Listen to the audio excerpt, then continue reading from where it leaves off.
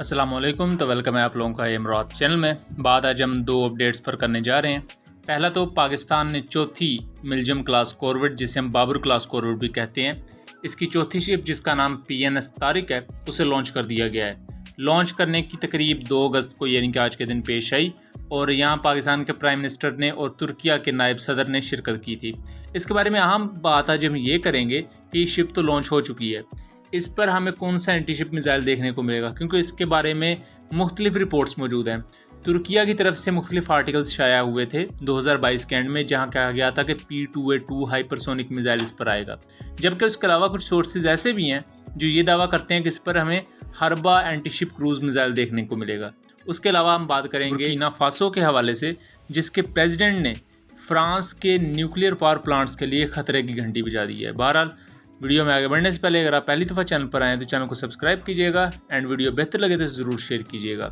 2 अगस्त को पाकिस्तान ने PNS तारिक, जो कि चौथी मिल्जियम क्लास कॉरवेट है, इसको लॉन्च कर दिया है। पहली कॉरवेट जिसको PNS बाबर कहा जाता है, ये 15 अगस्त 2021 को लॉन्च की गई थी। दूसरी PNS खैबर ये 25 नवंबर 2022 को, जबकि तीसरी PNS बदर 20 मई 2023 को लॉन्च की गई थी। ये कॉरवेट्स 2800 से 3000 टन की डिस्प्लेसमेंट प्रोवाइड करती हैं। पाकिस्तान बेसिकली इन्हें ले रहा है anti ship, anti air warfare और एंटी सबमरीन वॉरफेयर के लिए। लेकिन इसमें जो अहम चीज़ है वो ये कि पाकिस्तान इन्हें एक तो ट्रांसफ़र ऑफ टेक्नोलॉजी के तहत इनमें से 2 कॉरवेट्स पाकिस्तान में बनी हैं, जबकि 2 कॉरवेट्स तुर्किया में बनी हैं। इसमें आपको Turkish smart MK2 passive electronically scanned अरे रडार देखने को मिलता है, जो कि 360 डिग्री का एजीमुथल प्रोवाइड करता है और 250 किलोमीटर की रेंज देता है। उसके साथ साथ ये लो प्रोबेबिलिटी ऑफ इंटरसेप्टर रडार, जिन्हें LPI कहा जाता है, वो प्रोवाइड करता है और इसकी रेंज तकरीबन 70 किलोमीटर के आसपास है। इसके अलावा ये क्लोज इन वेपन सिस्टम को, जो कि रिमोट कंट्रोल वेपन सिस्टम्स हैं, इनमें तुर्किया का स्टॉप सिस्टम भी आता है और गोगदानीज 35mm का क्लोज इन वेपन सिस्टम है, ये भी आता है। उसके साथ साथ ट्रिपल सेल 2 इस तरह के एंटी शिप मिसाइल के क्रिस्टल्स इस पर देखे गए, यानी कि 6 एंटी शिप मिसाइल्स ये कॉरवेट कैरी करेगी। अब ये एंटी शिप मिसाइल होंगे कौन से? तो देखिए 2022 के एंड में तुर्किया की तरफ से कुछ रिपोर्ट्स आई कि पाकिस्तान की बाबर क्लास कॉरवेट्स P2A2 मिसाइल्स को कैरी करेंगी और पाकिस्तान की तरफ से पहली शिप्स होंगी जिन पर यह हाइपरसोनिक मिसाइल लगेगा। पाकिस्तान कन्फिगर करता है कि जो P2A2 है यह हाइपरसोनिक बैलिस्टिक मिसाइल होगा। इससे पहले मैं वीडियोज़ में बता चुका हूँ कि हाइपरसोनिक बैलिस्टिक मिसाइल कैसे होते हैं, कि लॉन्च एक नॉर्मल बैलिस्टिक मिसाइल की तरह होते हैं, एक खास ऊंचाई या बुलंदी तक जाते हैं, वहां से इनका जो वॉरहेड होता है वो अलग हो जाता है और वो वॉरहेड नीचे आते हुए मनूवर करता है और वो हाइपरसोनिक स्पीड हासिल करता है, यानी कि उसमें स्क्रैम जेट इंजन लगा होता है। यह है हाइपरसोनिक बैलिस्टिक मिसाइल का एक सिंपल सा तरीका जिस तरह वो ऑपरेट करता है। इस वक्त एक दूसरी पॉसिबिलिटी ये भी है कि अगर वक्ती तौर पर P2A2 मिसाइल रेडी नहीं है, वो अपने टेस्टिंग ट्रायल्स में है, तो पाकिस्तान नेवी वक्ती तौर पर स्टॉप गैप के तौर पर हर्बा क्रूज मिसाइल को यूज़ कर सकती है। हर्बा क्रूज मिसाइल आते हैं तकरीबन 700 से 800 किलोमीटर की रेंज के साथ और ये सब सोनिक स्टेल्थी क्रूज मिसाइल हैं, मतलब कि एक क्रूज मिसाइल की तरह मैनूवरेबल होते हैं, सतह समुंदर से बहुत ही ज़्यादा करीब परवाज बढ़ सकते हैं, जिसकी वजह से दुश्मन के रडार से बचने में इन्हें काफ़ी ज़्यादा मदद मिलती है।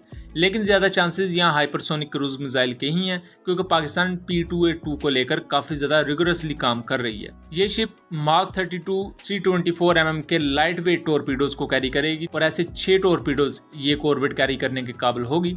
इन टॉर्पीडोज की रेंज तकरीबन 8 से 9 किलोमीटर है। यहाँ एक और चीज़ है कि सरफेस टू एयर कैपेबिलिटी के लिहाज से ये शिप काफ़ी बेहतर है। एंटी शिप कैपेबिलिटी की डोमेन में और सरफेस टू एयर वॉरफेयर की कैपेबिलिटी की डोमेन में ये काफ़ी हद तक बेहतर है। सबमरीन वॉरफेयर में मैं इसे एक नेगेटिव पॉइंट दे सकता हूँ। बहरहाल ये एल्बिट्रोस NG, जिसे कैम ER मिसाइल कहा जाता है, ये फ्रांस की MBDA कंपनी बनाती है। ये मिसाइल 45 किलोमीटर से ज़्यादा की रेंज प्रोवाइड करते हैं और ऐसे 16 मिसाइल्स को ये कॉरवेट्स कैरी करेंगी। बहरहाल अब हम आ जाते हैं अपने दूसरे टॉपिक पर। तो दोस्तों हुआ है कि अफ्रीकन कंट्री है बुर्किना फासो, उसका प्रेसिडेंट इब्राहिम ट्रौरे, उसने ये रिसेंट ऐलान किया है कि वो फ्रांस को आज के बाद गोल्ड यानी सोना और यूरेनियम नहीं प्रोवाइड करेंगे।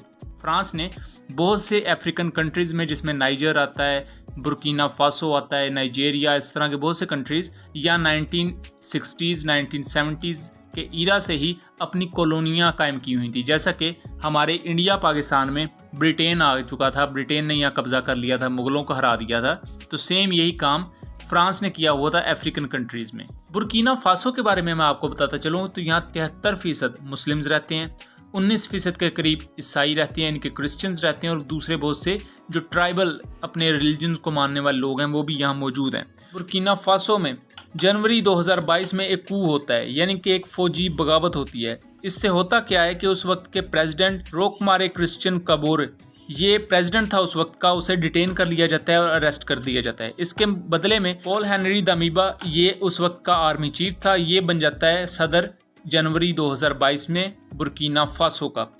जनवरी से लेकर सितंबर तक इसके और इब्राहिम के दरमियान काफ़ी ज़्यादा इख्तलाफात थे। इब्राहिम पार्ट था उनकी कोबरा कोर का, जिसका काम था मिलिटेंट्स के खिलाफ, यानी कि जो अलकायदा के लोग थे इनके खिलाफ लड़ना।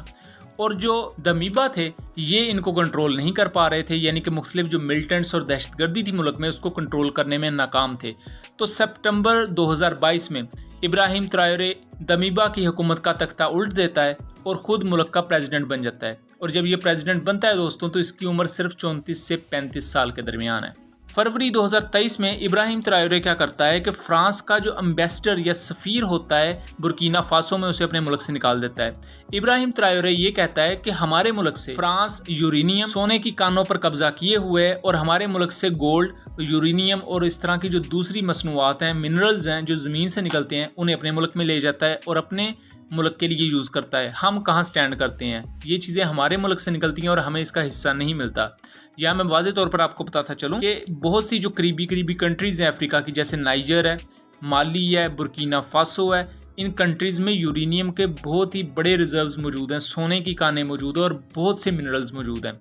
जैसे नाइजर में तकरीबन 2005 से लेकर 2020 तक फ्रांस ने 17% अपने मुल्क की तमाम ज़रूरियात को चलाने के लिए जो यूरेनियम लिया वो नाइजर की कंट्री से निकाला, यानी कि एक्सट्रैक्ट किया, क्योंकि फ्रांस की कॉलोनीज़ वहाँ मौजूद थी, फ्रांस की फोर्सेस वहाँ डिप्लॉय होती हैं।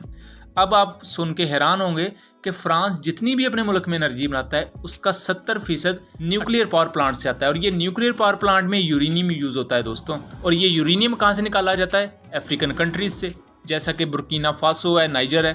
अब यहाँ होता क्या है कि 2023 में फरवरी के महीने में फ्रांस के सफ़ीर को निकाल दिया जाता है बुर्किना फासो से। इब्राहिम जाता है रशिया, वहाँ रशिया अफ्रीका समिट होता है, उसमें वो कहता है कि हम रशिया की खुलकर हमायत करते हैं। रशिया जो यूक्रेन के खिलाफ जंग लड़ रहा है, बुर्किना फासो का मुल्क रशिया के साथ खड़ा है। यहाँ रशियन सदर से इनकी मुलाकात भी होती है इब्राहिम ट्रायोरे की, और यहाँ पॉलिसी इख्तियार कर ली जाती है कि फ्रांस को हम अपने मुल्क में नहीं रहने देंगे। अब दूसरी तरफ रशिया भी ऐसे कंट्रीज़ चाहता है जो उसकी हमायत में खड़े हों, क्योंकि इस वक्त दुनिया में काफ़ी ज़्यादा रशिया पर सैंक्शंस लगी हुई हैं। मगरब के साथ वो तिजारत नहीं कर सकता। इवन जो एशियन कंट्रीज़ हैं वहाँ भी आपको मगरब का ज़्यादा इन्फ्लुएंस नज़र आएगा, तो रशिया को वहाँ भी तिजारत ज़रा देखभाल के करनी पड़ती है। तो यहाँ के पास कुछ अरब कंट्रीज़ हैं और उसके अलावा ये अफ्रीकन कंट्रीज़ हैं और रशिया यहाँ अपना स्ट्रॉन्ग होल्ड बना रहा है। और दोस्तों यहाँ कोई रशिया भी अपनी दोस्ती की वजह से नहीं, रशिया को भी पता है कि इन खित्तों में ना सिर्फ सोने की कानें मौजूद हैं, पेट्रोलियम के बहुत बड़े ज़खायर मौजूद हैं, उन्हें अगर डिस्कवर किया जाए, और बहुत से तो डिस्कवर हो चुके हैं, और उसके अलावा बहुत से मिनरल्स जिनमें हीरे जवाहरात, यूरेनियम जैसी बहुत ही ज़्यादा कीमती चीज़ें यहाँ आपको मिलेंगी। इब्राहिम ट्रायोरे ने क्या किया है कि अपने मुल्क से जो सोना और यूरेनियम जाता था फ्रांस में, उस पर बैन लगा दिया है। यानी कि आज के बाद बुर्किना फासो का मुल्क कुछ भी फ्रांस को प्रोवाइड नहीं करेगा। और आप सोचकर हैरान होंगे कि तकरीबन 50% के करीब जो यूरेनियम लेता है फ्रांस या यूरेनियम इस्तेमाल करता है अपने न्यूक्लियर पावर प्लांट्स में, वो बुर्किना फासो से जाता है, फिर नाइजर से जाता है, माली जैसे कंट्री से जाता है। और इसका सिंपल सा मतलब है कि फ्रांस के न्यूक्लियर पावर प्लांट्स और फ्रांस का जो एनर्जी का इंफ्रास्ट्रक्चर है सारा, वो इस वक्त बहुत बड़ी मुसीबत में आने वाला है। और दोस्तों सिर्फ फ्रांस ही नहीं बल्कि इससे यूरोपीय यूनियन भी काफ़ी ज़्यादा परेशानी का शिकार होगा, क्योंकि 50% के करीब जो यूरेनियम हासिल करता है यूरोपीय यूनियन अपनी मुख्तलिफ नीड्स को पूरा करने के लिए, यानी कि न्यूक्लियर पावर प्लांट्स लाने के लिए और बहुत से फ़ौजी मकासद के लिए भी, वो पता कहाँ से आता है? नाइजीरिया से और बुर्किना फासो जैसी कंट्री से। दूसरी तरफ यहाँ एक और चीज़ भी है, सिक्के का दूसरा रुख, कि इब्राहिम ने हुकूमत हासिल कर ली, फ्रांस को अपने मुल्क से ज़रूर निकाल दिया, लेकिन अब क्या? अब तो रशिया की गोद में है। तो रशिया यहाँ कोई नेक नीयती के साथ भी नहीं आया, रशिया को भी यहाँ से रिसोर्सेज ही चाहिए। तो क्या फ्रेंच कॉलोनी के बाद ये अब रशियन कॉलोनी में आ जाएगा? अब जाहिर बात है रशिया इन्हें असला प्रोवाइड करेगा, क्योंकि फ्रांस ने अपनी मिलिट्री एड रोक दी है। और रशिया इस पूरे के पूरे सिनेरियो में किस तरह बिहेव करेगा, आपका इसके बारे में क्या ख्याल है। उम्मीद करता हूँ चीज़ें क्लियर रही होंगी। मिलेंगे अगली वीडियो में, तब तक के लिए अल्लाह हाफिज़।